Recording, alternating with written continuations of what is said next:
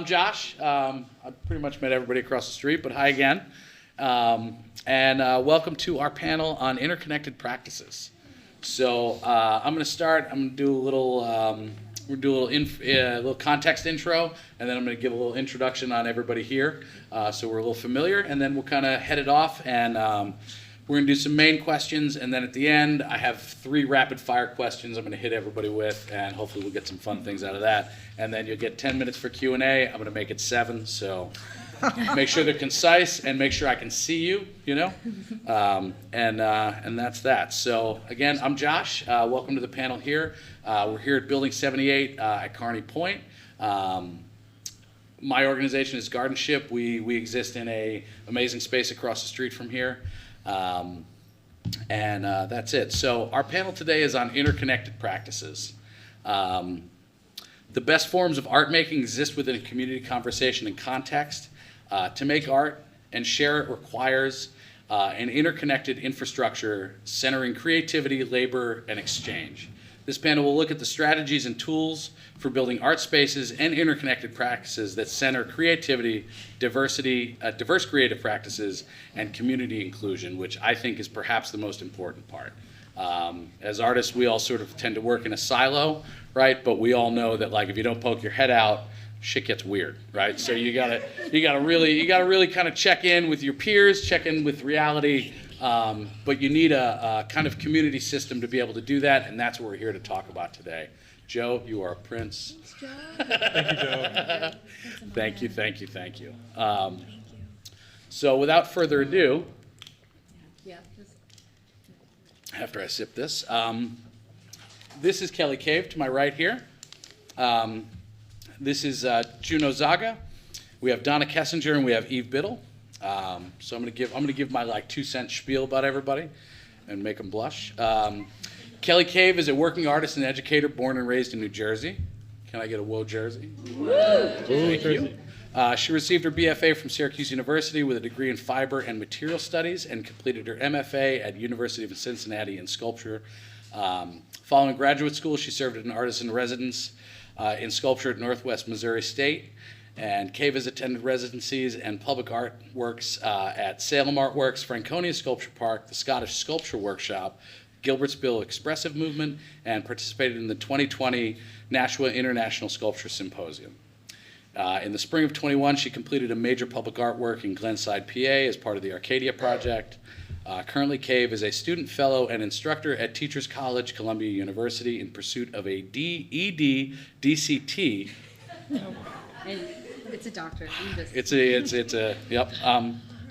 In art and art education, her research examines how artists and students navigate feelings of ambiguity in creative spaces with the intention of reorienting our perspective on moments of ambiguous uncertainty as not just uneasy transitional obstacles, but instead these movements can be understood through their potential to harvest creativity and help us to navigate the ever-changing landscape of life. All right is my favorite. Oh, yeah. I need you to teach me something. Next up, we have Juno Zaga. Zago. That's an O, it's not an A, you're right. And I should know that. I've only known Juno for 100 years. Juno is a queer visual artist working in Newark, New Jersey. Born in Brazil, Zago came to the U.S. in 2005, where he has since lived in and around Newark. In 2016, he obtained his BA in visual arts from Ramapo College of New Jersey. Let's get another one. Ramapo, thank you. It's my alma mater as well. I'm a little biased. He's been an artist in residence at Galleria Faro in Newark since 2017. His work brings together disparate media and images to create process-based compositions, dealing in themes such as personal introspection, religiosity, and sexuality, all while appropriating images in a very similar way to fast-paced internet culture. His work has been shown in various galleries in Newark and throughout New Jersey. He has also exhibited at the Newark Museum of Art, the Morris Museum in Morris Township, New Jersey State Museum of Art in Trenton, and in 2020 he was one of 45 grantees of the Newark Artist Accelerator Fund. In 2023, this I think is the most exciting part, he stepped into the role of creative director at Galleria Faro, where he previously worked as registrar and collections manager for nearly 6 years. Today, he leads the gallery's curatorial and programmatic endeavors, and is doing a killer job. Thank you. Next down the way, we have Donna Kessinger, who I've also known for a million years. Donna is an artist and curator who focuses on projects that encourage collaboration between artists and communities, resulting in a marriage of art and commerce in the form of a possible intervention, public art project, or traditional gallery exhibition. Donna has recorded iconic oral video histories, including Nancy Spiro, Janet Henry, and Carol Schneeman, and Kate Millett.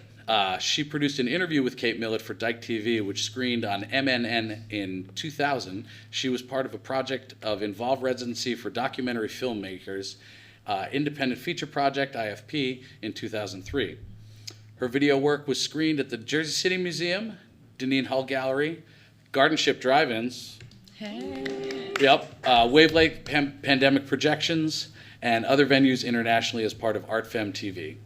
Kessinger's video project, Lesbiennes, is archived in the New Museum's Rhizome Art Base. Kessinger was a Repo History Collective member during the Entering Buttermilk Bottom Sign project in 1996 Cultural Olympiad. Her work with Repo has been archived at the NYU Fails Downtown Collection.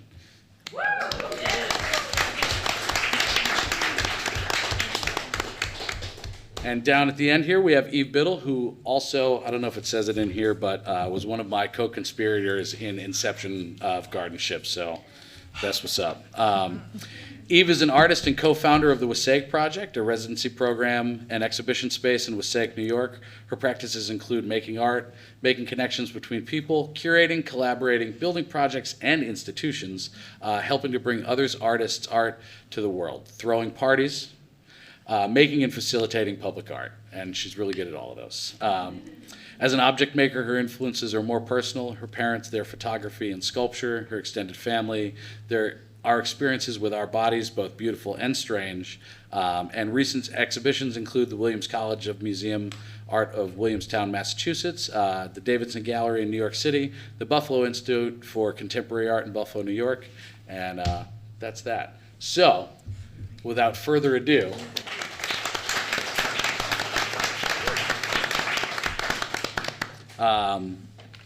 let's dig into question time. So I gave a rapid fire intro there, but what I'm going to do is we're going to go down the row, and I'm going to ask everybody to kind of give us a little bit of intro from yourself. Without me coldly reading words off this paper. And I'd like to know a little bit about your project or your organization, your region, where you're from, and a bird's eye view of your mission, goals, and operational philosophy. Just that? So yeah, and you have 3 minutes, so. No, I'll give you 5. Okay, so we're gonna start with Kelly. And Juno, if you could just slide that mic on over here. There we go. Hello. And that's Don't that. have to go close to it. Can you hear me? There's plenty of Am I wire. speaking? We're good. Okay. Hi. Thank you all for being here and being here in this room with us and everything. It means a lot. So as Josh said, I'm at Teachers College, Columbia University. For those of you who don't know, Teachers College is Columbia's education school. It is a graduate school that has master's students and doctoral students. And so what I do there is multifaceted. I am a doc student, but I also am a fellow in the space and an instructor. As an instructor, I work with the Studio Practice Hybrid program. So we have students that are coming during the summertime, and they're doing a 6-week residency. So it's very studio focused. They're wonderful students, but they're mostly also adult learners. They're people who are teachers during the school year, they're online during the year, and then they come and do a residency. So it is a very unique and special program at the school. In addition, in the fellowship, I work as the head technician for our makerspace. Basically, we have everything, but it is Manhattan-sized. So, I went, just to give you an idea, I went from that studio across the way to a studio that's probably like maybe the size of this room, expanded a little bit more. So quite a shell shock for me. But essentially, We have wood shop, metal shop, mold making, laser cutters, digital embroidery, sewing. We have everything. So essentially, my mission is to keep that all going. That's basically what we do.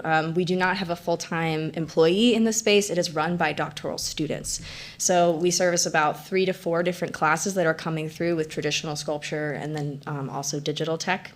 And they're all educators. So it's really focused on the education side of these studio-based practices in the space. And yeah, it's wonderful. I can't remember. Is that everything? Yeah, that's it. That's everything. That's it. Okay. Great. That's what I do. Juno. Hello. Like Josh said, my name is Juno. I'm the creative director at Galleria Faro. And before that, I was the registrar and collections manager for, I don't know, the whole time I've been there. So creative direction is the newer endeavor that I've been on at Galleria Faro. On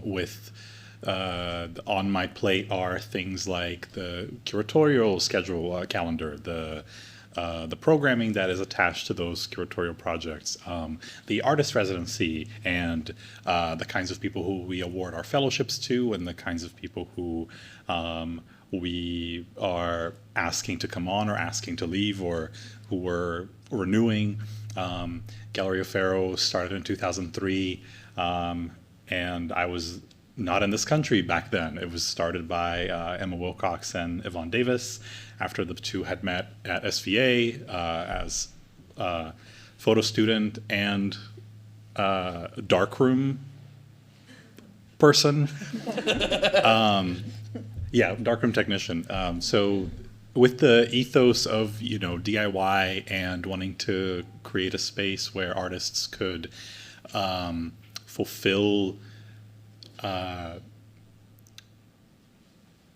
boundary pushing, interesting, different projects, and with an ethos of sort of community as well. They started Galleria Faro. They were eminent domained out of the original space, and then went to 73 Market Street, where we are still kicking. So those programs continue, and I help run them. Mm-hmm. Yeah.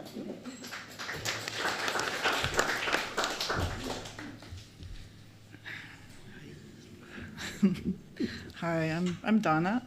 As Josh said, so I was gonna talk about coming to New York. I'll just do a brief recap, but Yeah. you did such a great job. I tried. It was Really, amazing. you guys actually told me what to say. I just took your blurbs and Thank read you. them It out was loud. really I nice. didn't really do much. Thank you. Well, okay, so I started in Atlanta at the Cultural Olympics. I did my internship where we brought, they called the New South to Atlanta. I moved to New York. I started at the Guggenheim. I worked with Rauschenberg, and I worked for about 10 years. Same time I was working at the New Museum, the Bronx Museum, PS1. And so like fast forward 20 years later, I ended up in New Jersey at Algira in Newark, and then Faro. And now I'm working at, or I run the Shashama in Mattawan, which we call Shamat. Which, who here knows anything about Shashama? Yeah, a few people. It's a nonprofit out of Manhattan that was started by Anita Durst. It's throughout Manhattan. There's a Shaw North, and I'm the Shashama in New Jersey. So we've been there for 7 years, and I was actually the executive director of the Monmouth Museum at the same time that I was launching Shashama Mattawan. And I ended up leaving the museum to stay with Shashama. And the Brooklyn version of Shashama closed down during COVID, and we stayed open. Yeah. And because we actually have doors, and there are 11 studios, and we shut down the gallery project, but I'm jumping to the other question, but but basically, like, we're there for, like, say, the SVA students who graduate, they come back to New Jersey, because most of them, they go in, they spend their time, and then they come back and they have their first solo show, with me, and then they go on, and it's helpful to get grants and other experience, and maybe go on to grad school, like further. But anyway, that's what I do. Yeah, you guys are like an incubator. Yeah. Yeah. And it's like 7,000 square feet ish, right? Mm-hmm. 11 artist studios and a gallery. Yeah. Thanks, Don. Thanks. And this is Eve Biddle.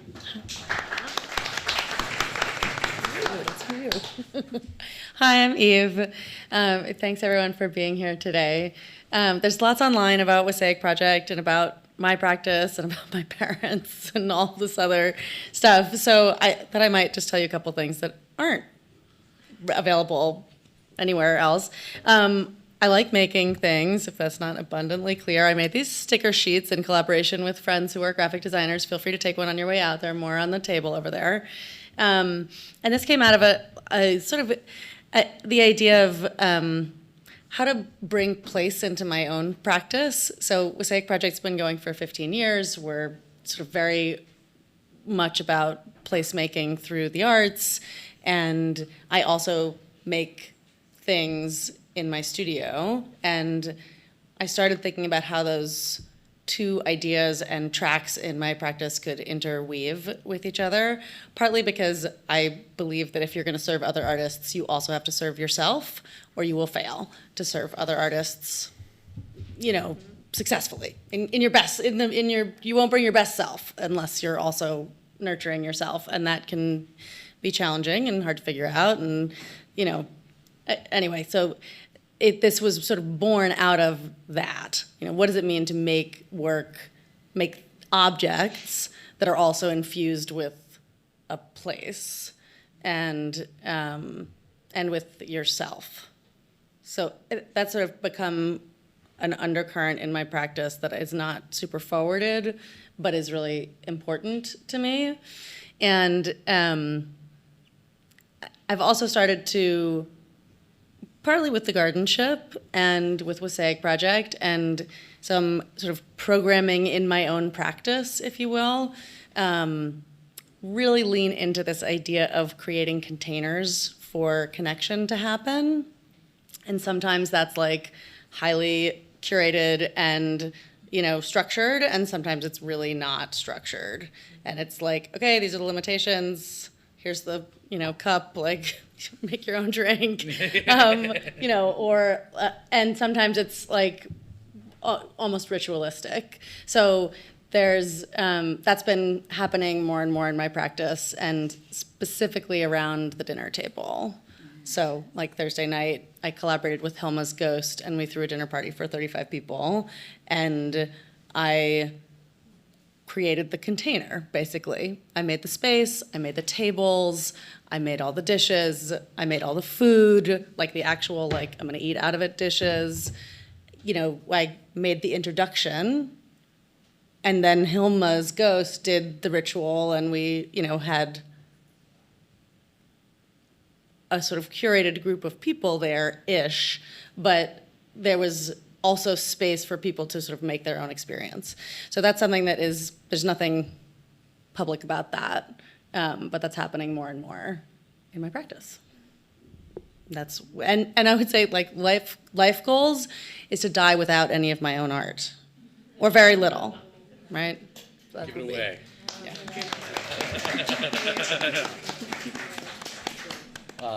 All right, so I guess we're gonna dive into our questions. First one's a bit of a doozy, so be as concise or not as possible. The first question here that we pose to everybody is, how does your organization fulfill its mission of support to your specific arts community and the greater community beyond that? And how do you define community in this context, which I think is just as important, because if you're going to serve something, you got to figure out what it is that your kind of your audience, I guess, like where is that all going? I'll take a crack at that. Yeah. Because we do a lot of thinking about that. So I would say that we serve our communities by listening to them and actually responding to what they say. Like, sometimes it takes us a couple years. Some things are harder to respond to than others. But we ask, we listen, we respond.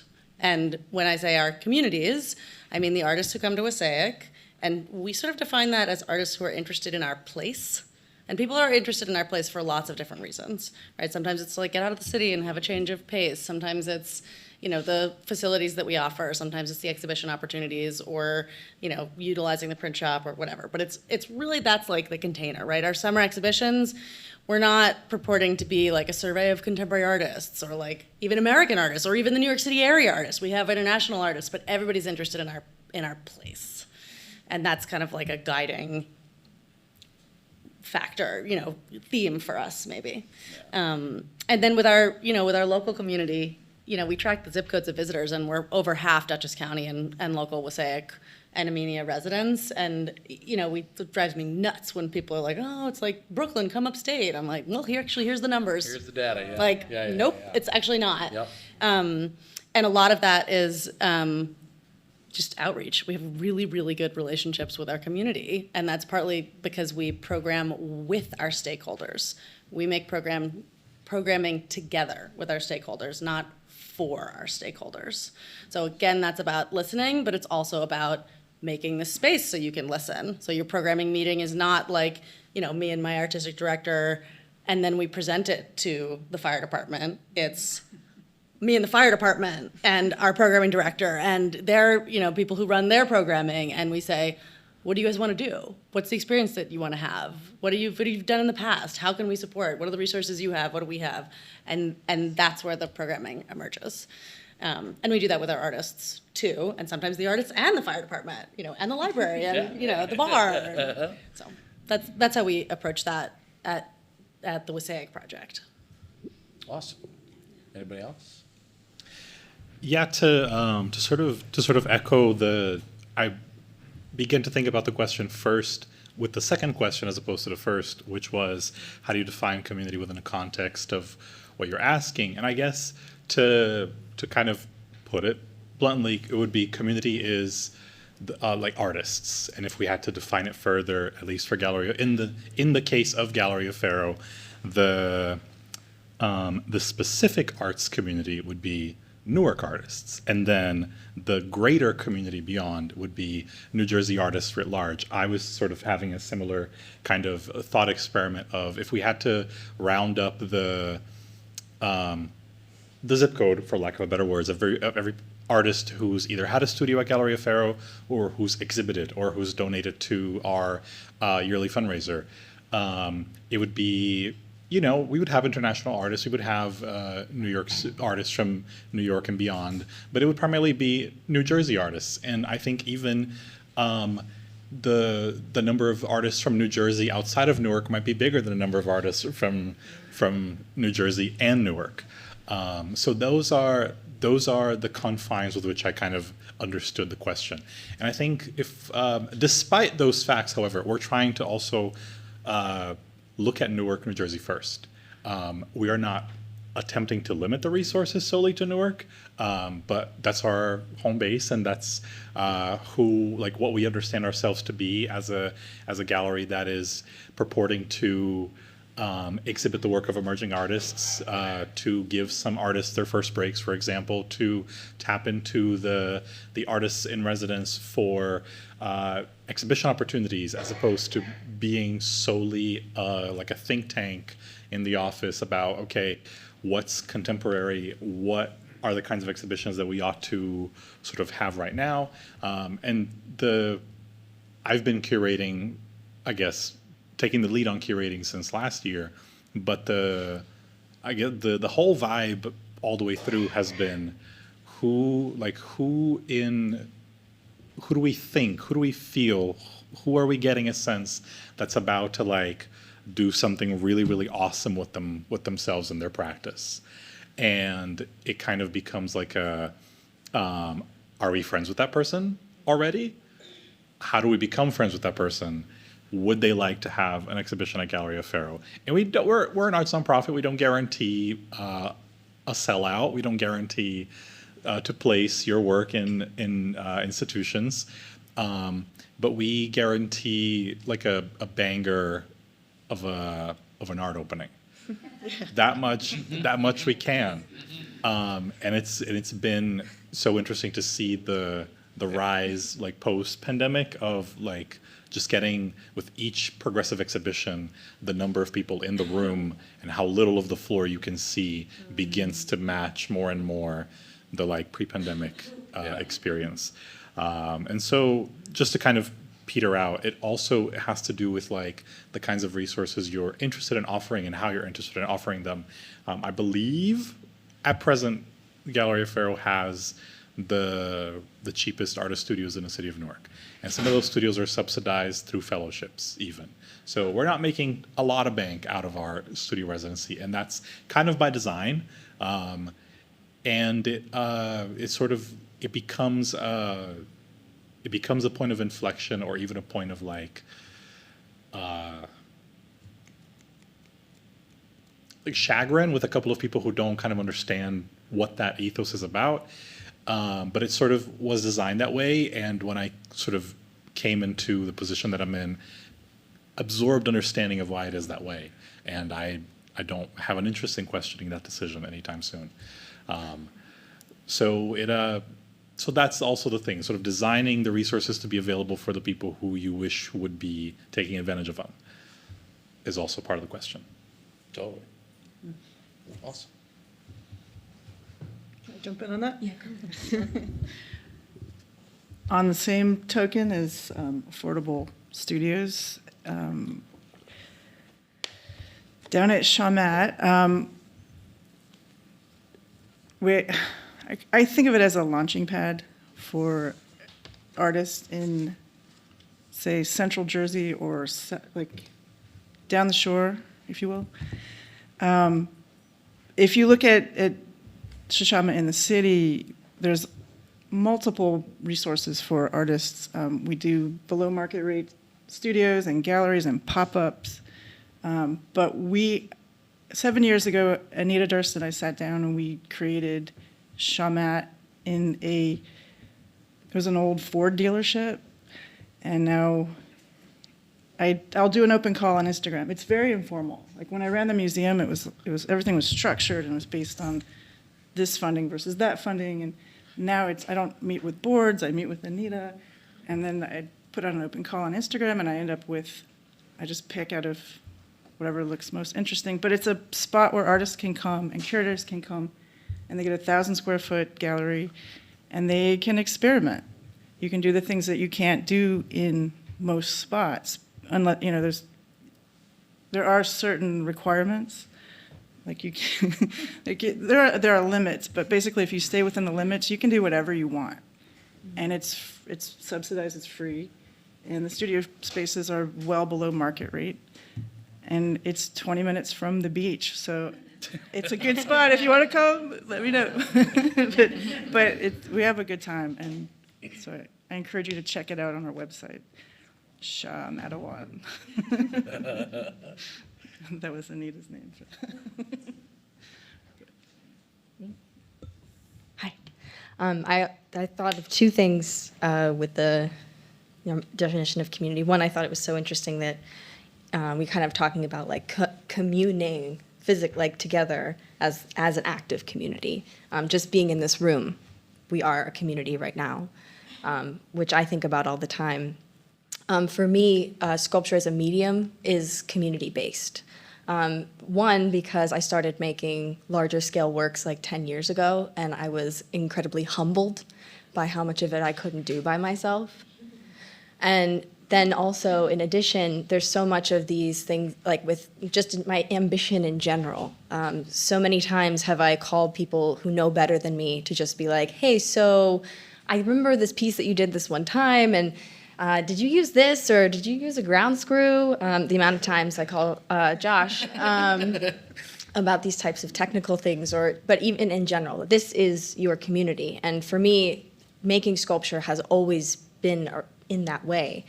And so then coming to an institution that is steeped in education, I come from a very different angle than a lot of the students who come through. And so the people who are coming into our shop, I consider to be incredibly lucky and very biased because they get a chance to sort of experience this community aspect within our space. Teachers College is very special because it regards studio as research.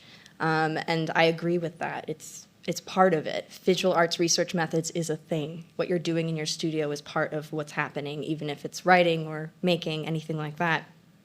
And so the students that come through, we get to sort of teach them through that lens, and then slowly but surely they start to evolve these communities within themselves. My favorite day when I was teaching sculpture this summer was when they just like straight up didn't need me anymore. I was like sitting off in the corner because they were helping each other. They started to trust each other. They listened to each other. They started to create this community within the classroom. And I was just like, okay, I guess I'll just like go sit down. If anyone forgets where a tool is, like give me a holler. But that's really the sort of the special thing we get to do in our studio within this larger institution, which is wonderful. Yeah. I'm going to just jump in for a second, because I will say, as like the caretaker of a facility who's, sort of like I was saying back across the street, you sort of design, on our website, we call it a collider space, right? And everybody goes, what the hell is that? And, from my thinking, it's basically, as Eve calls it, the container, where you sort of like an idea accelerator for things to kind of spin around, and then everybody's got this orbit that's just constantly crashing into each other. And you have these amazing moments of like, just like on a Sunday morning, you'll wander in and you'll see three people who may have kind of known each other, but by happenstance are all in the studio at the same time together, having a critique about somebody else's work that's just hanging on the wall, and talking about the kind of the people helping each other.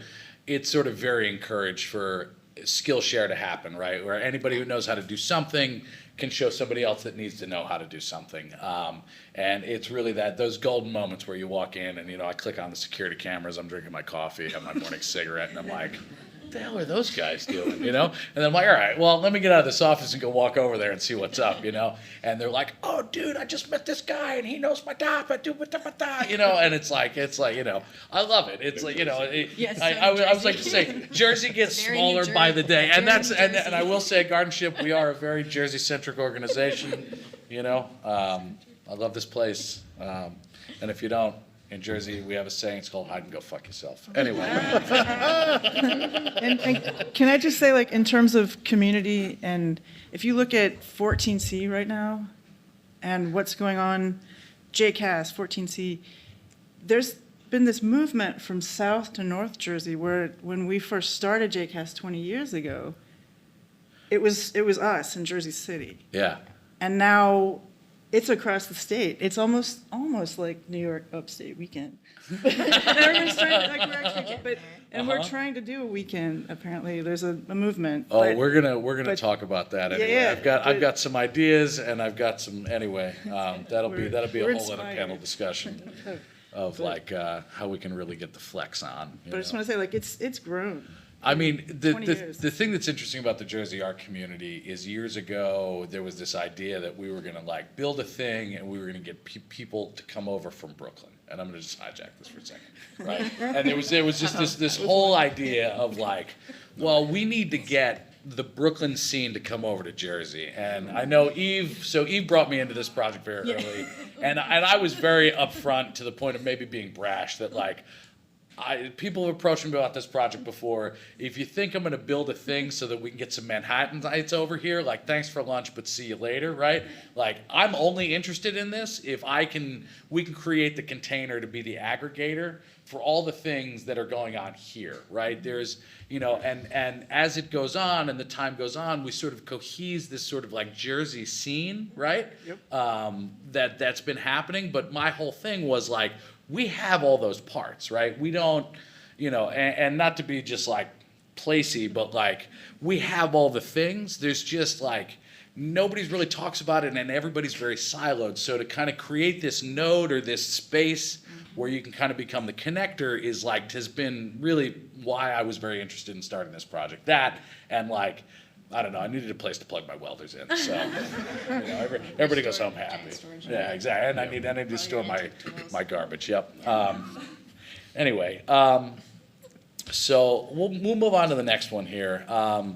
The formal question is, what are the challenges and things that you have had to overcome from your physical space in achieving your mission? Like what, You know, what was broken on the container or what was not there that you had to build as the container to make it happen. So, who wants to jump in? Biddle's giving me the eyes. It's on you, E-Town. Yep. So much broken. Yeah, in the past few years, we acquired all of our buildings, and it's like a blessing and a curse. Speaking of physical space, can you just give us a little kind of primer for those of you that don't know the Wasaig project? It is like this like magical fairyland off the Amtrak line in upstate New York, Metro right? North, Metro North. You know, Yeah. Metro North. Sorry, my bad. Cheaper. Sorry, CSX. Okay, so our flagship building is an old mill. It's 7 stories, metal clad in the Hudson, like far east Hudson Valley. And then our main studio building in the summers is what was originally a community barn built in 1875 and expanded in 1945 as a livestock auction barn. So it's this very like strange, sprawling space, basically designed to not let cattle move too quickly. So, you know, there's like lots of twists and turns. And then we're in 4 residential buildings throughout town, and we're in the process of acquiring a historic church, which is really fun and exciting. And everything leaks and needs improvements, and there's no air conditioning anywhere, and that's amazing and really fun. But I think that our biggest lesson from our spaces and our place is how important expectations are and how to communicate effectively what our assets are and what our limitations are. And we've gotten a lot better at it over the years, but we've had some, you know, fuck ups along the way. Sure. And I think that's like the most challenging, right? Because when your expectations aren't met, it's just incredibly disappointing, whatever it's about, you know, whether it's like the air conditioning or, you know, the facilities or, you know, your companions or whatever. So I think that's sort of been our like biggest emotional challenge. I mean, we can talk about the French drains and the flashing, but that's just going to be a thing forever, and that's okay. It is, you know? it just kind of is, yeah. Yeah. I know Donna probably has something to say about the water. So mid-COVID, we get at Shaw Matawan, which we also call 60 Main, we get a sewer main break. It's Yeah, it was. Like the plus side of having no municipal sewage. Yeah, right. You know, there you go. Just dig the pit. Grass is always green. But, you know, Afterwards. luckily, we're connected to the Durst organization, so we had support, we cleaned it up. Part of our mission is taking these buildings that are almost in the liminal space, where they could be going under foreclosure, or they're gonna be sold or torn down. But historically it was in Manhattan, but out in the outpost. Out in the wilds of New Jersey. They thought we were squatters. The town came out and they were like, they gave me all kinds of stuff, because I'm in there in my basically like pajamas, you know. I'm like, I get called, I'm like, oh my God, and it's like knee deep, and it was terrifying. But they sent people out, and by the time they made a few phone calls, they realized who was involved and that the mayor had come to our opening. We're part of the Chamber of Commerce, and they were like, yes, ma'am, no, ma'am. But at first they were like, what are you, whatever, You squat? hippies doing it Yeah, here. and we were like, oh, this is great. But we cleared it out. There's a new owner of the building, and we develop relationships with developers, as we know. But the big issue with my space is that I don't know from day to day what's going to happen to the space, because that's the nature of Shishama. It's temporary space, and we all go in knowing that it could be gone in the moment's notice. Yeah, I always like to say there is a clock that's running, but it has no hands on it. Yeah. You know? So you have to be in a mind. I have to be in a mind frame. It's ticking, but you have no idea what time it is. It's like, well, it could be tomorrow, but it's 10 years. it's been 7 years. Yeah. So, but now the new owner is really grateful, because we redid all the drywall and made it functional, and now the building is still standing. Otherwise, they would have had to tear it down because it would have Yeah. become a sick building. So that's part of the benefit of Shishama, and a tax break. Yeah, and the tax write-off, yeah, for sure. Juno, I'm sure you have some interesting things Yeah. to say about space. So similar to I'm in a Gallery of Fair exists in a very similar boat to everything Donna is describing.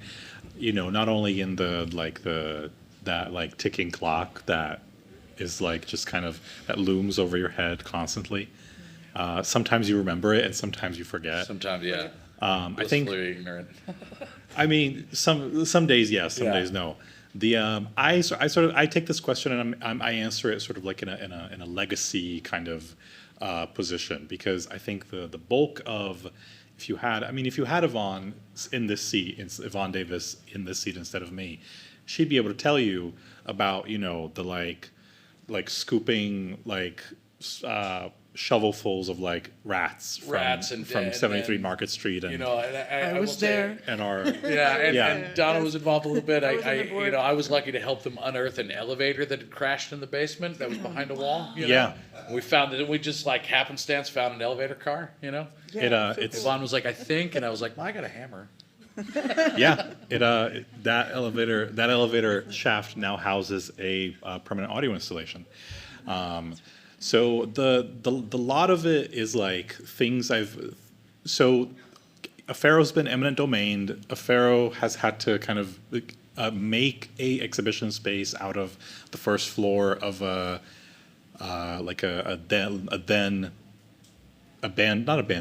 in use furniture store. Yes. Inside a 120-year-old brick building with like difficult airflow and heat in the winter, but that costs a lot of money because it's oil and a boiler. And water forever. There's just like Just forever. It poses a challenge because, as you know, we don't own our building. We have a good ongoing relationship with the landlord and the sort of landlord's superintendent, who like runs up and down the block every week, making sure, at least at this time of year, that everyone's boilers are on and that everyone's elevators are working. But where was I going? I don't know. It's something. Is it RBH still? It's It RBH is Ron, still. Yeah. Something to do with the effect of, we kind of were there. I guess the biggest ongoing challenge is reminding the artists and residents of the fact that if we use, funds to replace the roof, we can't pay the staff. So you deal with the leaks, my guy. I'm so sorry. Yeah, right. Here's $3. Go to Home Depot and buy a bucket. Well, we have a lot of strategically placed buckets. I ingest, but we have, and we are constantly making improvements to the building, in sort of a thing that you're saying, because it's an ongoing thing.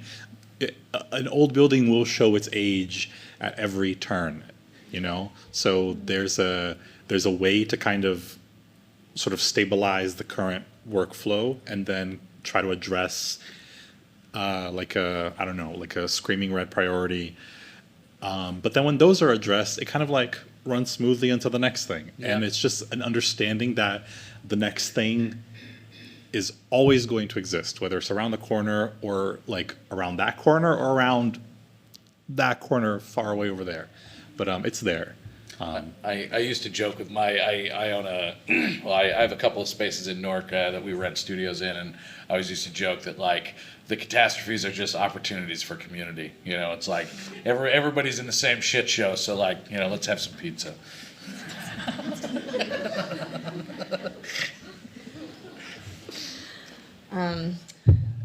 Storage, straight up. One of the Say it, girl. storage. Say it, girl. One of the things that's really hard is that we don't have the view of any sort of expansion just doesn't exist. We are at the brims in our studio as it is.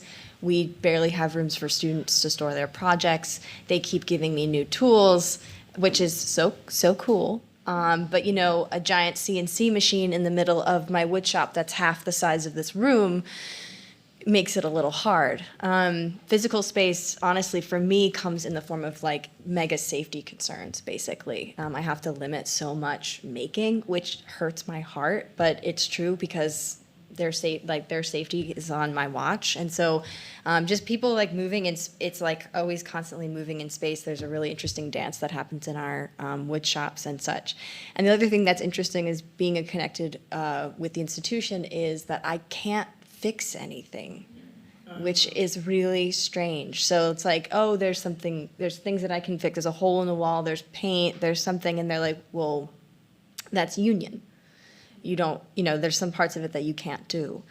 So there's definitely been a like sort of training that I've gotten thankfully I've gotten to know all the lovely people who come and help and work in our shop, and we talk about tools and things, and so I'll like call them up, be like, hey Mario, you gonna come like do this, and so that's really nice. But it is a strange thing to sort of stop yourself from fixing the problems, Oh, yeah. which is Yeah, I know it's like in all of our DNA to see something that's broken and like go get, all right, like somebody go get the battery jumper, like let's get this thing running, And I know we do it all the time across the street, Thank God, Hugo New has been amazing. They're like, if there's a roof leak, tell us where, please. We don't want to lose the roof, and somebody goes up. So that's like one thing we don't necessarily have to deal with, but there's a bunch of others.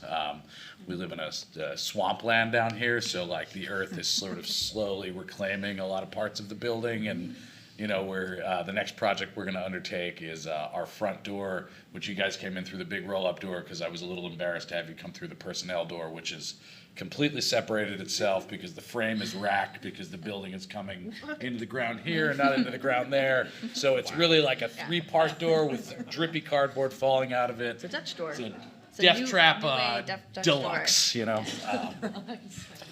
So anyway, you can as we go back across the street, we can all sort of like poke and laugh. There's a great mural inside though, so I'm going to cut that off and we'll put that in the bathroom.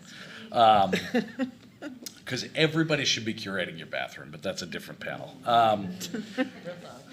So let's move on to our final long-term question, and then I'm gonna hit these guys with some rapid fire, and hopefully we'll have some fun with that. So the last thing is, what are the philosophical guiding principles and of your organization or your practice, and how does that apply to the intangible culture within your organization? So like, what's the thing that makes it spin, and like, how does everybody feel about it?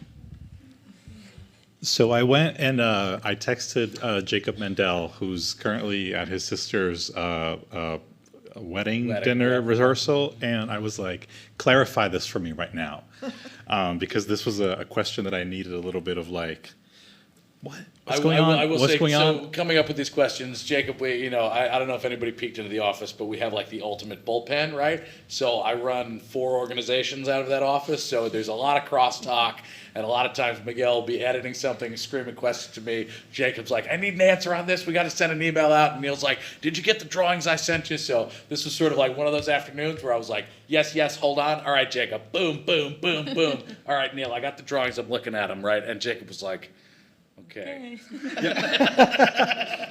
To clarify, I got my clarification and was able to sort of answer the question for myself. The clarification. Hold on. What did he say? Oh yeah, let's do. Come on, give us some Mendel speak. He said so. Jacob Mendel. I was like, I'm sorry to bother you. Please clarify this for me. And he was like, yeah, Josh came up with the questions. And then I was like, it's cool. Right on the Just bus, yeah. give me some insight, please. And he said, yeah, I would say it's like, how does your mission and ideology guide your organization, your organizational decision making, and how does that affect and manifest within your work culture? So It's much more succinct. so then that made sense. And I started thinking, and my life, I guess, in the arts in New Jersey, I'm not 30. I'm so sorry. I'm like not as experienced as everybody who is here. And so I kind of, when I graduated, I'm trying to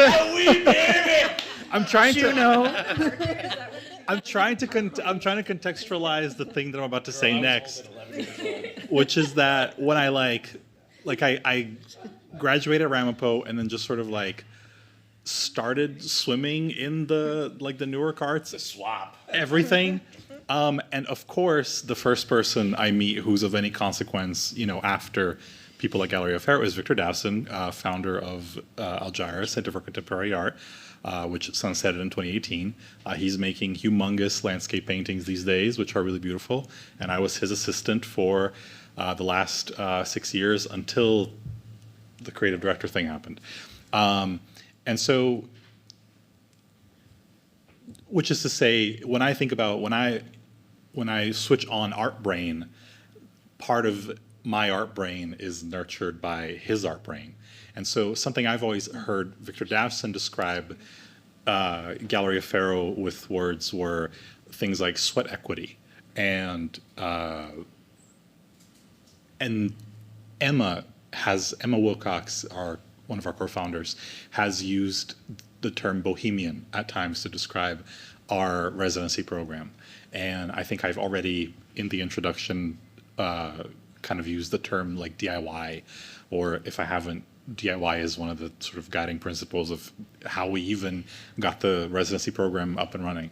And so these are things you begin to understand when you've been there a while, and sort of those are the philosophies that then not only guide how you put up a wall, but also how you operate the program within that wall you built.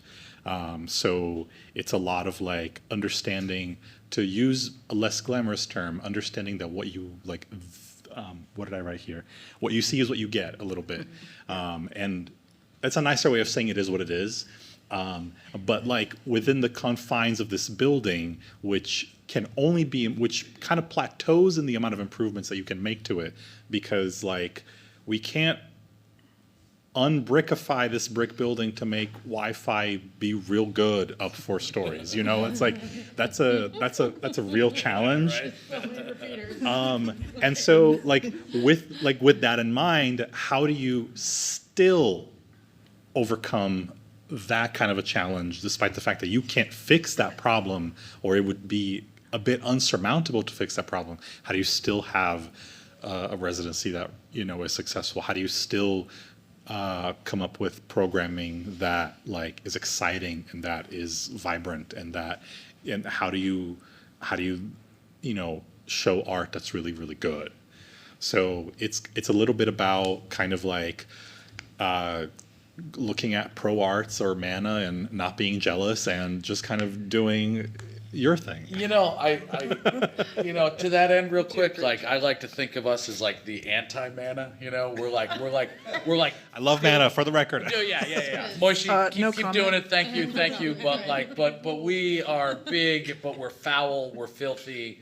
You know, a lot of you know, Miguel is gonna give me a look for this. Like everybody on my team is always like, okay, so we're gonna host this event, like, can we clean this fucking place? And I'm like, no, we cannot. It's 100,000 square feet. Like it would cost us an arm and a leg, and it would take all of you a month. So like, sure, throw out the garbage, rearrange the chairs. But I always say, like, make it presentable, but let's be honest. Come on, like, I mean, we're not putting on any airs over here. And like, what do? We make a mess for a living. So like, fuck it. If you don't like it, then go somewhere else. You know. Anyway. Or wear black jeans. Just wear black jeans. You'll be fine. What did you say? Wear black jeans. Yeah, that's it. Exactly. Black My jeans. advice. That's it. They still get the gray, the light gray on it. It's actually been incredibly challenging for us as we've grown and appeared more professional.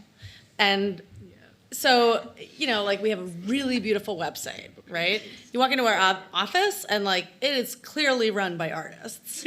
Like there's shit everywhere. It's really colorful. Like, but we run into this. It plays into the expectations challenge, right? Where like the website's really slick. Well, why doesn't the ceiling in the studio have drywall? Like, I'm like, oh, it's just insulation. Just spray it up there. Yeah. You know, you got to fix the roof before we put the okay, yeah, I get it. I see what you're seeing. You know, I mean, and there's photos online, whatever. It's like we really have put a lot out there, but we're also a staff of 9, and most of us are also practicing artists, and we really believe in what we're doing.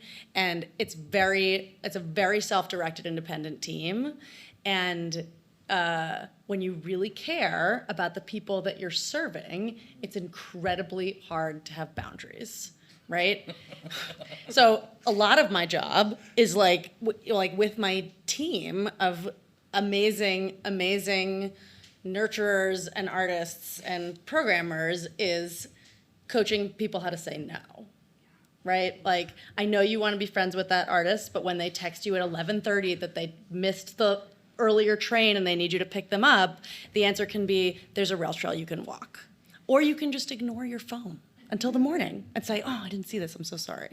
It's like that, it's really, really challenging, right? Because our staff is also interested in building community, right? Everyone is, coming to the residency to meet people. We've got, between 9 and 12 people at a time. We're also running an exhibitions program. We're serving over 100 artists a year, right? I mean, we're like really bringing people through, and we're interested in making connections personally for the organization. We're sort of like a funnel, right? Like, we've got 70 or 80 people coming through the residency every year, and then people are proposing for the exhibitions, and we're showing maybe 50 artists a year through the exhibitions, and there's the summer group shows, and then the winter shows are like only 10 people, and maybe you're getting 1,000 square feet, and we're working with 10 people. We have an 8,000 square foot gallery space over 7 floors, and also outside.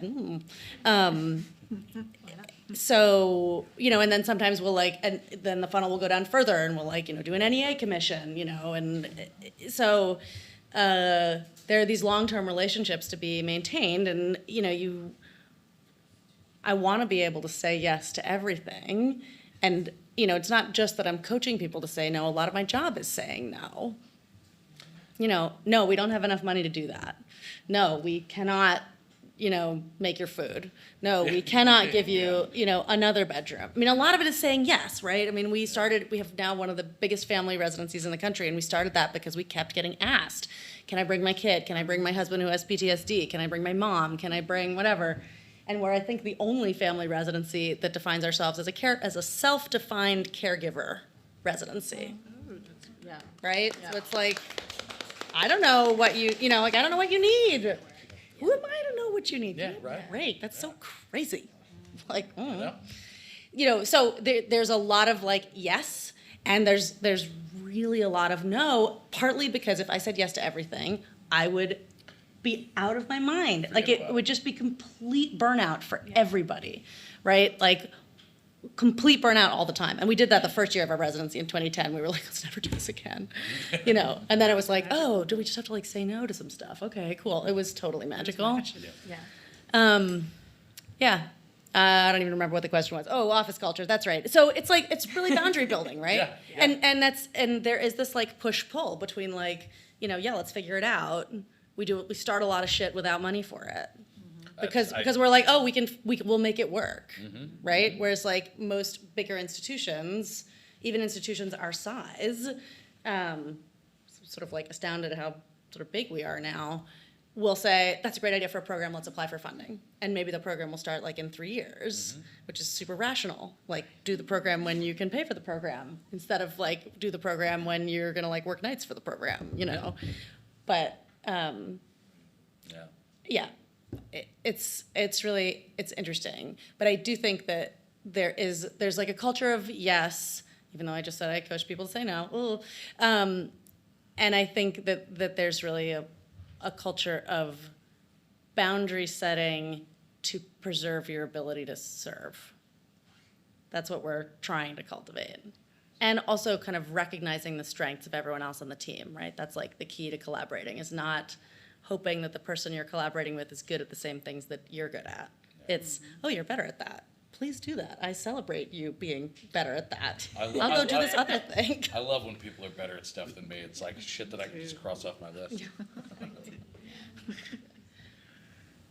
Well, and I have to say, that project and Wassaic was magic. And then comparing it to, say, Shaw North, I know they try to go with the culture of yes as much as possible, but I'm going to talk about New Jersey, but they, together in that region, I think they serve artists, Wassaic and Shaw North. If you haven't checked it out, check it out. That's all I have to say. But I'm just going to do the Shashama pitch, if I may. Lay it on me. See if I can do this right. It's short and sweet, but because when I started with Shaw Matt, I'm forgetting my Matt, I had come from the culture of Algira and Alfaro, and so it's I can't even talk. Space to present and space to create. And I started this, and I had this open space. We built, it was like just a big cavern of a space. No walls, no slap sink, no Wi-Fi. And it was leaking, and we had to put sump pumps in, and we had to fix it up. But, like, I just forgot what I was going to say when I looked at you. Damn it, Josh. No, so so space to present and space to, it's very simple. Like, you need the space, we have the space. It's very affordable, and it's literally, I just forgot what I was saying again. I'm getting old. Oh, yeah. Oh, the pitch. Yeah, give me the pitch. Thank you, thank you. Sell me.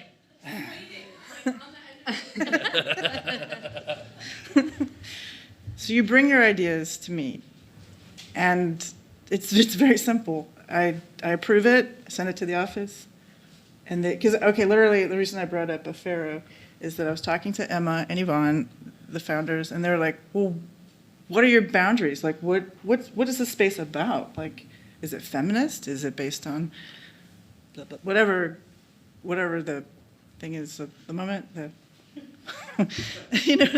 why are you doing this? What is the space about? And I was like, I called Anita. I was like, what is this space about? And she was like, it's a space to present and a space to create. And that's it. But her family is connected to so much real estate in Manhattan. It's constantly changing. There's this flux, but you never know if it's going to be there 3 months, Yeah. or like we said, or 7 years, or 20 years. But literally, that's it. Like, I had to come back to them, and I said, that's it. There are no boundaries. You can do whatever you want, within reason. Within reason, yeah. Yeah. But, for New Jersey, it's pretty open-ended, open-minded. Wow. And we've become kind of a cultural hub for the Jersey Shore. Sure, yeah. I get all the queer kids and adults, and it's kind of amazing for the area, which is Monmouth County. Yeah, there's not much else that offers anything close to that down there. So it's a fun space. I'd love for you guys, if you have any questions, reach out after. Same. Donna at Shishama. Yeah. We'll advertise everybody's email. Okay. Yeah. Because I see people that could be showing in our space. Okay. I just want to echo kind of what Eve was hitting on with the power of the word no. Teachers a lot of times are nurturers, and we just want to help everybody all the time. And so imagine having an entire institution that's just full to the brim of them. So a lot of times it's me helping people to understand that it's okay if it's not in their capacity to move forward with something, students and colleagues alike. One of the greatest parts about sort of being in charge of the space I'm in charge of is I get to make that culture and lead through example with that culture. Something incredibly just basic, but just if you're sick, don't go to work. It is the amount of times, the amount of types of messages I get and the things that come through.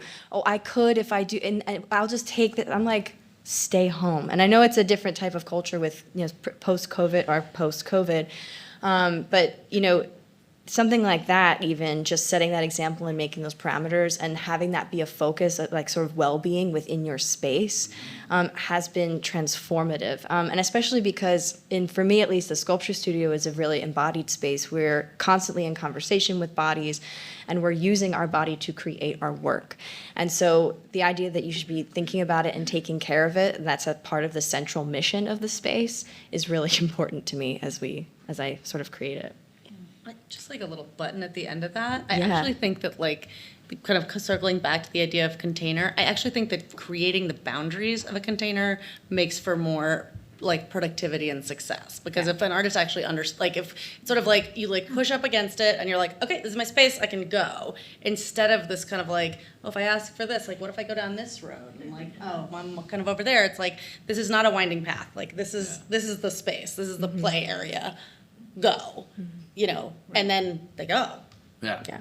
You- And it's actually like setting clear boundaries makes for happier artists. Yeah, no, you sort of took you sort of took my 2 cents. That kind of that's the idea, right? It's like too many choices, right? Is like in the development world, right?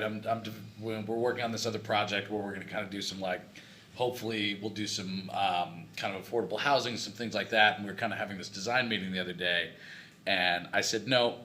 We should offer 2, maybe 3 choices, right? And that's it. Because analysis paralysis is real, right? And pervasive.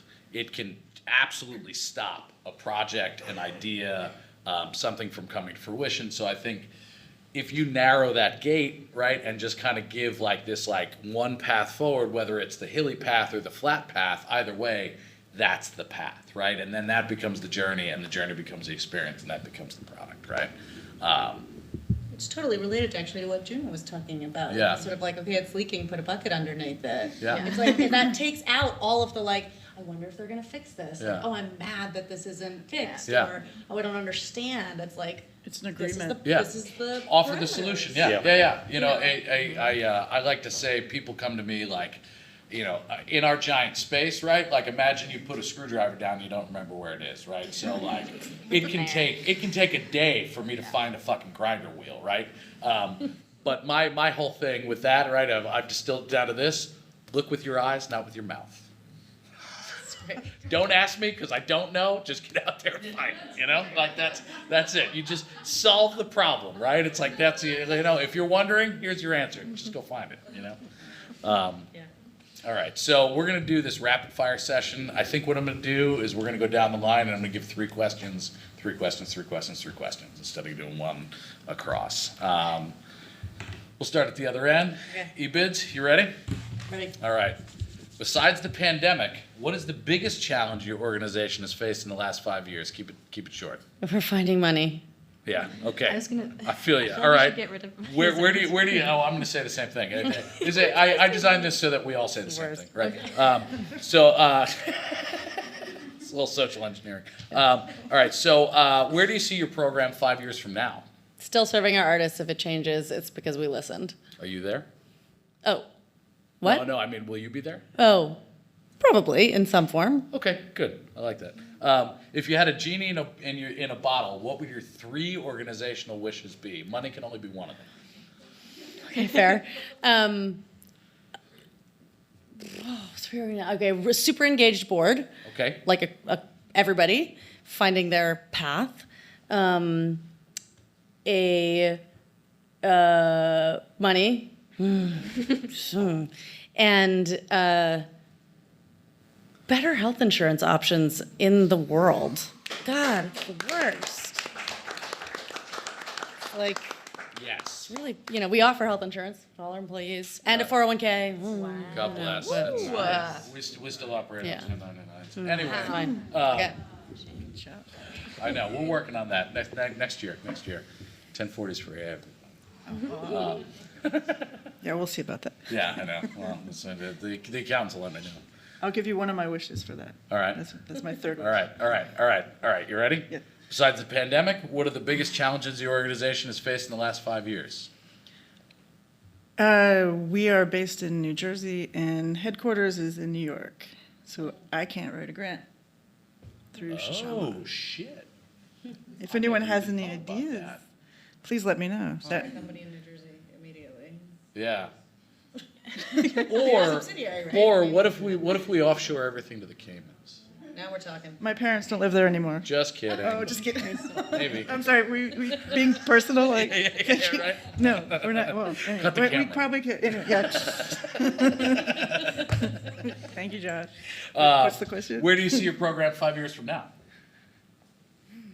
Hopefully in the same place. Ooh, I like it. All right. And if you had a genie in a bottle, what would your 3 organizational wishes can be? Money can only be one. Money, Number 1. my space, keeping the space, or a new space Space. in New Jersey, or a few more spaces. Like, Ooh, see now. okay, Anita, Bigger. we've been looking. So if anyone has ideas, We should talk. because Anita's down for another couple of Shishamas in New Jersey. Anyway, we'll. Yes, okay, that's my So wish. that's another panel? Thank All you right, for- great. thank you for- Here we go, it happened here. We at have it that. on film. Okay, Yes. Juno, besides the pandemic, what is the biggest challenge your organization has faced in the past 5 years? It's all been building related, and if not building related, staff turnover. Including me. Yeah.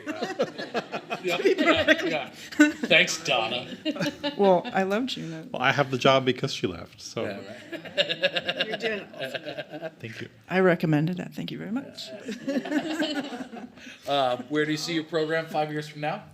Assuming that building, Gallery Faro stays in that building, I guess would love to like just keep the residency going, and if I'm still there, to solve this perennial question I have of what the heck is a community art show, and That's another panel. and I would answer it, but I would need the 5 years. All right. If you had a genie in a bottle, what would your 3 organizational wishes be? Money can only be one. Strong board with eye for fundraising. I like how you're going to put that in there twice, but keep going. A new and accessible building, because you could only build accessibility in so far with like grandfathered in buildings, and good Wi-Fi. Good answer. Yeah. That's I important. like. Cave, all right, besides the pandemic, what is the biggest challenge your organization has faced in the last 5 years? Turnover. Our fellows in this space only are supposed to hold the position for 3 years, and then it switches. So all of the tools that I manage and mention, that all gets just turned over, and usually it's taught by the person who was previously in the position. That's a toughie. Yeah. All right, where do you see your program 5 years from now? Do you want the optimistic answer? Sure. Optimistically, I would love to see it become a sort of incubator for skill-based learning. There's this wonderful opportunity, and also like makerspace learning, because it's literally an education school that has a makerspace in it. So that could be a cool place for workshops and people to come and work on skill pedagogy. All right. If you had a genie in a bottle, what would your 3 organizational wishes be? And I know that at Columbia University, money doesn't necessarily have to be one. Money actually is one, believe it or not. And because it's the money, there is money, but it does. I don't know where it goes. Not The Caymans. goes somewhere. Money, and then also I believe there should be a full-time. There should be at least one, if not more, full-time faculty in this space, or faculty and a technician. For the space, and then another space. Our space is way too small for everything that it's supposed to support, and yeah, it would be really cool. Awesome. All right. Fantastic. Okay.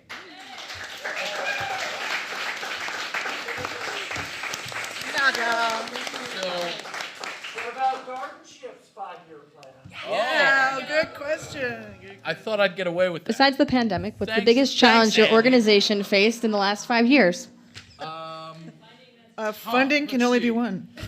So the biggest challenge that we have faced, I think, is trying to magic up programming, people, physical resources, tools, activities, and all of that for the no money that we make every year. Why is that so hard all at once? I know, right? You know, we do an okay job. You know, I say this all the time. I live at the other end of the depreciation spectrum, right? So we buy parts, and then we make things with parts. And like Steve, you know, from over here in this building, calls me the junk man, because if I see something that I think may perhaps someday have some value, I take it, I put it in a bucket, and I bring it across the street, right?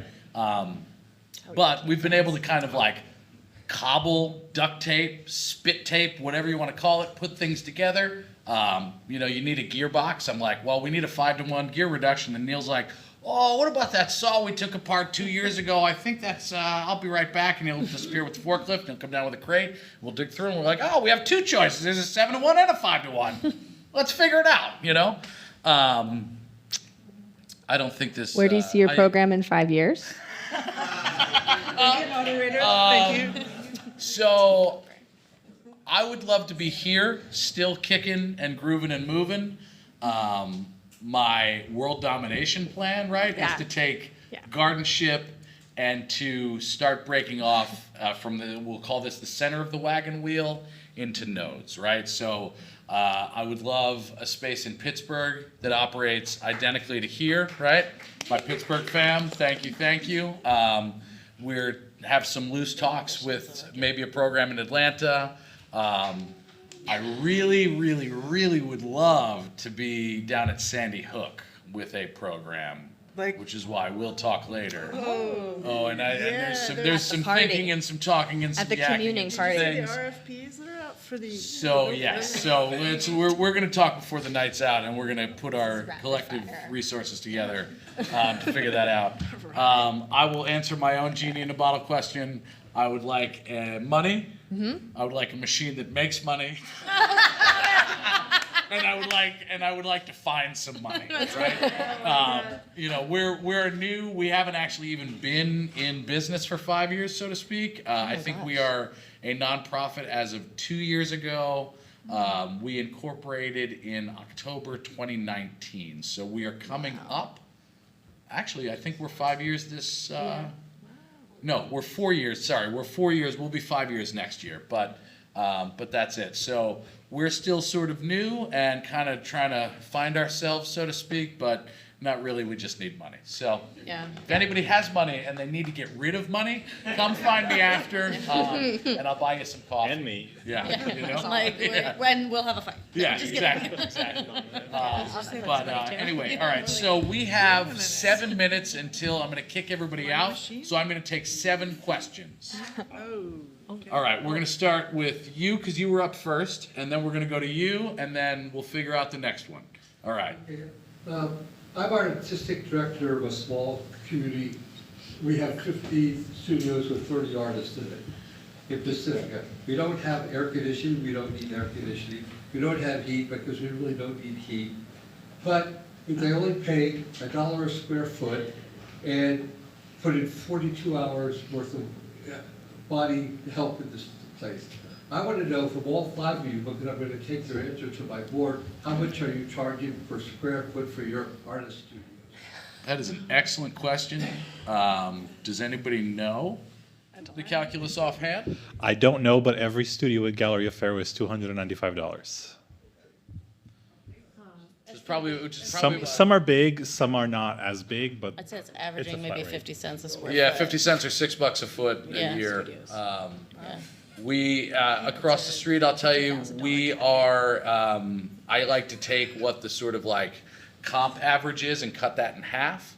So we charge. It's somewhere around $18 a foot a year. So it's like $1.50 a square foot a year.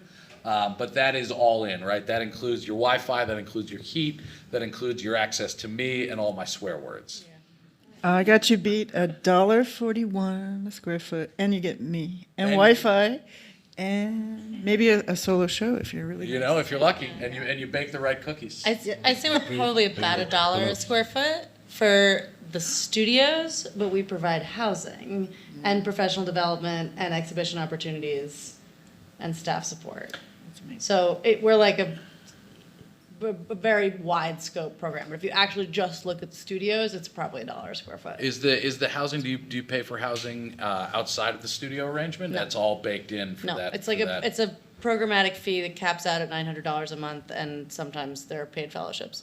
It's like self-assessed sliding scale. You also need to find money. Yeah, yeah, and it's like 75% subsidized already. You know, Yeah, nobody's yeah. paying like actual cost. Yeah. Even For Hudson Valley. yeah. $50,000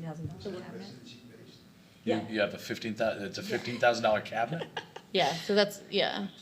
The joke I was going to make is you can have a $50,000 cabinet at an institution, Yeah. and you get a piece of paper. Oh yeah. Yeah. And me. Hi, thank you all. I was curious, we're talking about. Oh, you know what? Can somebody, Speak louder. can we pass? We're trying to get this on the internet. All right, thank you guys. We're talking about like interconnectivity and relying on one another because of systems of like financial strain, and I think you could all answer this in a way longer timeline than 2 minutes, but how are you finding these very like real conditions of existing as an artist impacting the work that's being made in your different institutions and spaces? Like you all, Wassaic, an educational facility, like a gallery, you're all encompassing like contemporary artists, and how are you finding that these like very real conditions are changing the like reliance on interdisciplinarity in the work that's being made? Can I whack at that real quick? Yeah. I think that what that does is it kind of takes us back to this container idea, right? So like that becomes one of the confines or the strictures in which you're sort of like bounded and your choices become limited, right? So what that's done, and I've seen this in real time with my population, right, is like somebody comes to me and they say, I really want to make this sculpture, and you know everybody tells me I should make it in bronze, and I say okay. And we actually had this conversation earlier, like bronze. I think I'm like, you know, out of our founder, I think we're selling bronze as a material at like $17 or something absolutely ridiculous a pound, right? It's insane, right? Like the sheet of bronze is now like fucking $3,000. Like who can make shit out of it, right? Nobody. So what that does is that forces you to think then how, and it pushes that like technical question into the creative side of your brain where you need to figure out like what is the workaround, right? What is the acceptable other thing, or something else that happens is like what is the amazing change that produces in the work, right? So for some folks it becomes, well, I was going to make this piece of sculpture, but actually now we're going to kind of do this digital, and Josh is just going to 3D print it for me in the office, right? And if we like it, maybe down the road we'll do a fundraiser and we'll be able to cast it in metal. But then what that's done is like it's forced them into putting a file in the computer, which now they can do all kinds of other crazy shit with, right? It's like, and then now maybe that drops into a piece of AR thing that they're doing down the way, right? So I think like at least in my experience over across the street is it puts up another wall or another lane inside that box that kind of really forces you to take a good look at what it is you're making and how you want to do that, if that answers your question. Yeah, absolutely. We're coming from Cranbrook, which is like the vessel of this as well. Like old, Oh, old yeah. building. None of us Oh, have yeah. money. Sure, Like it's sure, you know, sure, like sure. it's we get Sure, it. sure. But I think all of you can answer this in so Do many you guys, different are you ways. guys issued like fuck Bauhaus t-shirts as you know? I will not be wearing that. I love it. Thank you. I like to think, though, that sometimes the students who come through, we get to kind of do the opposite of that, where we're like, oh, no, make whatever, you know, like, it's a very, like, kind of make it work thing until crit's over. And then it's like, oh, you have to get it out of the space. Now you have to get it out. You have to find a new home for it. So, like, there is that part of it, but also I've seen a huge shift to digital within our space as well, because we have the digital tech available to the students. They can sort of access this bigger world inside of the computer as opposed to taking up a lot of space in our space. And then I forgot I had another thing, but it's gone now. I just second what Josh was talking about. When people get resourceful. Yeah, it really, I mean, it just It's like makes the you container, think. right? Yeah. It's like, okay, well, I've Yeah. got the scraps in the shop. You know, I'll make it with those. Or, Yeah. we had somebody last year that really wanted to do this sort of like live casting thing, and basically I was like, well, honestly, like, well, there's a stack of cardboard, there's a drill and a bucket, like, why don't you just go like whack the thing up in paper pulp for now, you know? And then that kind of triggered this whole other experience for them where they kind of like have like shifted some work and are really kind of like headed down that rabbit hole of like paper making and like what the pulp is made of and all of that. So, and I think that's like these sort of like elegant accidents or like sort of like, you know, like asinine solutions, right, become this like whole other avenue of work and thought. It's like the best part. Yep. All right. Next question. Anybody? Less professional of a question, but colorful. For all of the panelists, in an ideal world, not saying that this would exist in reality, what instance in history, like art group, art happening, intentional community personally resonates with you most, that inspires you or you would like to see in the world? Well, that's a problem. I want to jump in. Well, Yeah, get in there. I started out with Kate Millett's farm, like the women's art colony, and that's been feeding me throughout my career. Like I went from Kate's farm to PS1, where I was the chief reparator for a year when we merged with MoMA, and then whatever. But like it started up in Poughkeepsie with Kate Millett, and it's still with me. Crazy. Right now is really good.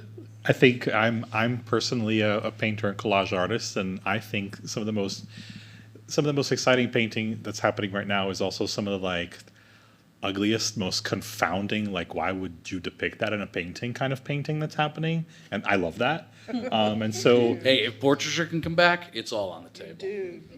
I'm also a portrait painter, and so it like, and so it all. I think we're in like a post whatever the heck, but with a really, artists have absorbed the internet and have sort of like spat it out onto canvas, and I don't think there's a name for it in a textbook yet, but it's happening, and it's been happening since maybe 2017 or a little prior, and that's where I love where painting's at right now, and so I love to be where it is at right now. If not, then like post-war Japan, I love Buto, I love Yayoi Kusama, I love The Electric Dress, I love performance of that time.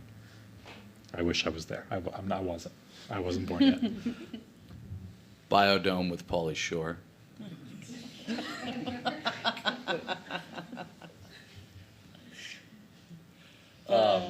And we got anybody?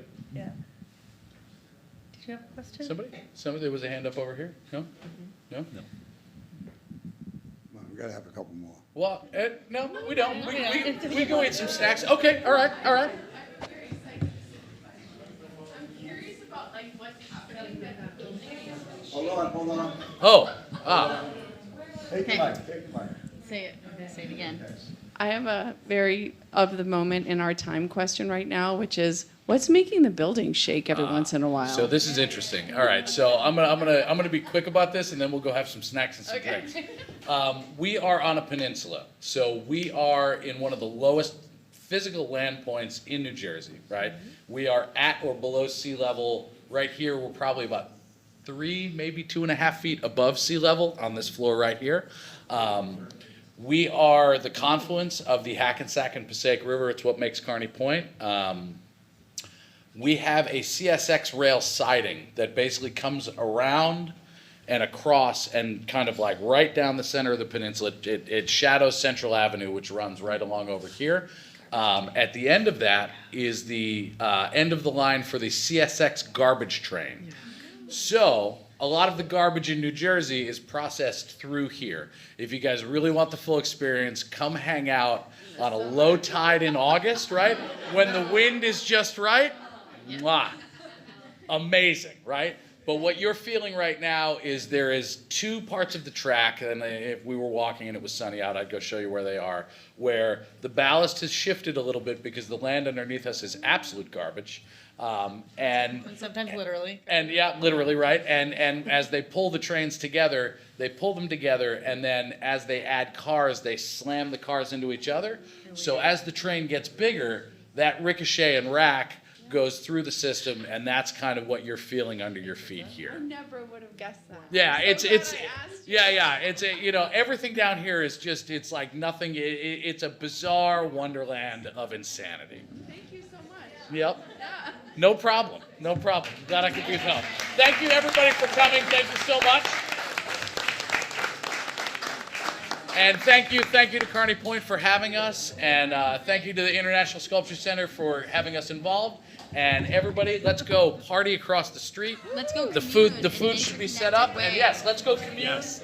And hoot and holler. Good job. Good job. Thank you, guys. Likewise. Dude, high fives.